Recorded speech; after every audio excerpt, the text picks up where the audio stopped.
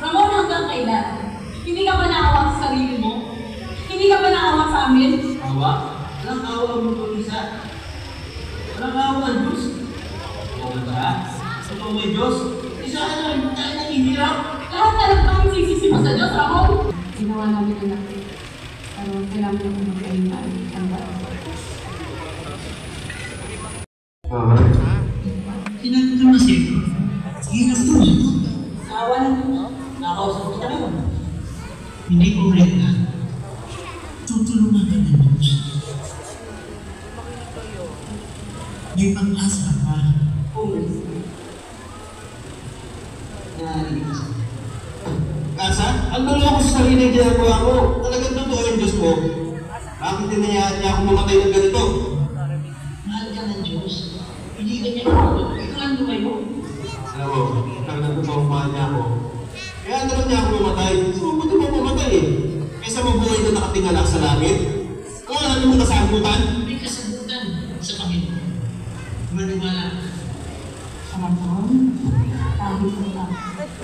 Hindi sa Diyos, ang kamarin niya, pwede ko pang hindi ng tawad.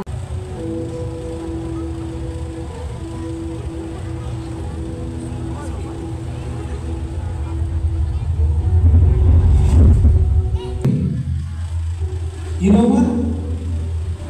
Napakaswerte mo eh. Rewind yung investment natin. Pero mo, we do have online trading or meron tayong online marketing. Lahat automated. Wala ka nang ibang gagawin ng may kumita. Bakit parang wala kang nakikita ang business permit din? Pag-isipan pa ha? Sige bro. Pero tandaan mo bro ha, sa negosyo, yung mga huling na desisyon, sila ang naunang nagsisisi. Oh, hello. Alis na bro. Saan yung kita mo? Bro, 3 linggo na. Wala pa rin. Nagkaroon lang ng madali sa system. Pero huwag ka magalala sigurado. Darating yun. Huwag ka magalala. Ito yung GC niya na wala. Lahat ng ito, mali sa akin. Akala ko, kaya kong takbuhan ng katotohanan. Pero ngayon, wala na akong natira. Nitiwala ng tao. Hindi ka pa yung pahanan. Alam kong hindi po ako karapat-dapat. Alam ko pong hindi po ako karapat-dapat. Inaamin ko po. Inaamin ko po. Na ako'y nagkulang. Na ako'y nagkulang. At hindi ko kaya mabutin ng iyong pamantayan. At hindi ko kaya mabutin ng iyong pamantayan. Pero salamat. Pero salamat. Dahil binigay mo si Jesus. Dahil binigay mo si Jesus. Na iyong bugtong na anak. Na iyong bugtong na anak. Para sa aming mga kasalanan.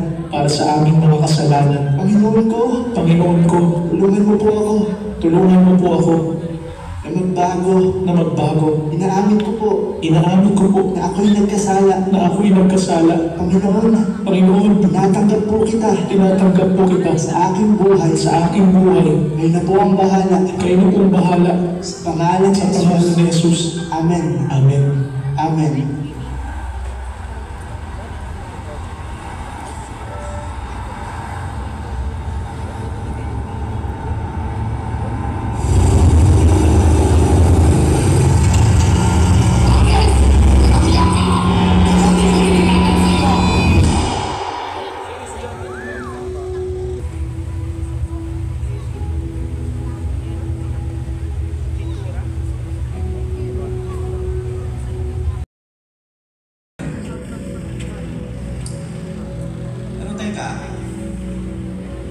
Mukhang maganda dyan ah. Daming bebot. Daming ginto. Kurado ko pag nabenta ko yan, mas mayaman pa ako sa mga politiko. Are, paano ba makapasok dyan? Tanging ang mga pangalan na nakatala lamang sa aklat ng buhay ang makakapasok. Makakapasok? Naniniwala naman ako sa mga Diyos. Kilala ko naman lahat ng mga santo. Lalo na yung paborito ko. Yung lalagyan mo ng maraming yelo. Yung San Miguel Beer. Tsaka, alam mo, pag lasing na ako, tinatawag ko lahat sila. Kahit hindi naman ako naniniwala may Diyos. Pwede ba? Tumigil ka na dyan. Buksan mo na yan. Kung hindi, papasagin ko yung mga pagmumukha nyo! Ang anak ay nagpapababa sa dangal ng isang tao, kaya isang kamangmangan ang magpakulong dito.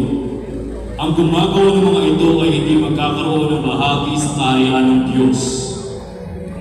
Ramon Mendoza, ang iyong pangalan ay hindi nakasulat sa aklat ng buhay. Pasukin mo ko dyan! Buksan mo yan!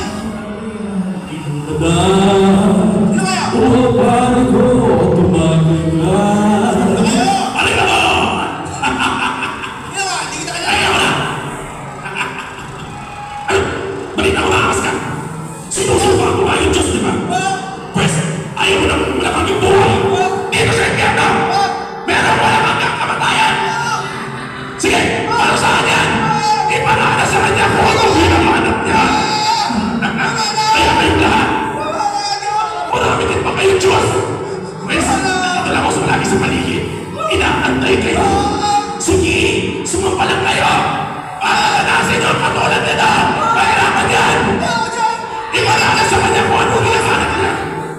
Ang wala kang kamatayan! Kaya kayo, sige na sa kayo! Sabay mag-ibanin sa santo! Kasi yung iba dyan kamukha ko. Kaya magkikita pa tayo. Hindi pa kami tapos. Mamaya pa na ikaw na.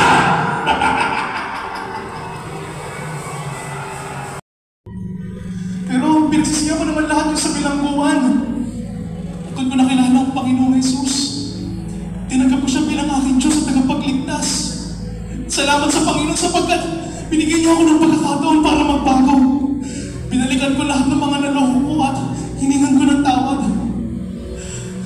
Angel! Pwede mo bang tignan kung nandiyan nakasulat ang aking pangalan? Ang gahaman sa salapi ay walang kasiyahan at ang sakim sa kayamanan ay hindi masisiyahan sa kaunting pakinabang. Ngunit ito man ay walang kapuluhan. Lubusan kang nahumaling sa paghahangad ng kayamanan. Subalit, ikaw ay nagsisina. Ares Alcantara, ang iyong pangalan ay nakasulat sa aklat ng buhay. Salamat sa Panginoon! Salamat sa Panginoon! Jesus! Lagi kita narinig sa bilangguan! Totoo nga! Totoo, Panginoon Jesus! Salamat po! Salamat po! Panginoon! Panginoon, maraming salamat! Ito! Napakit na kita, Panginoon! Salamat po!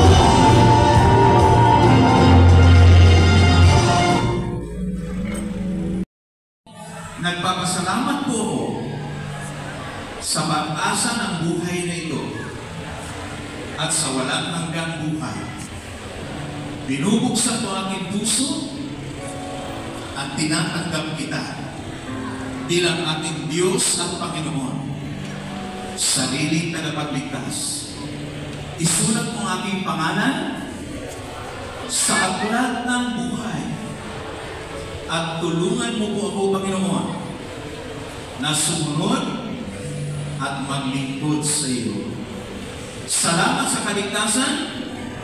Salamat ako ay born again ngayon. Mula sa araw na ito, pinupuri kita, dinadakila, pinasasalamatan. Sabihin natin, sa pangalan mo, Jesus. Amen. Amen. Palakpakan natin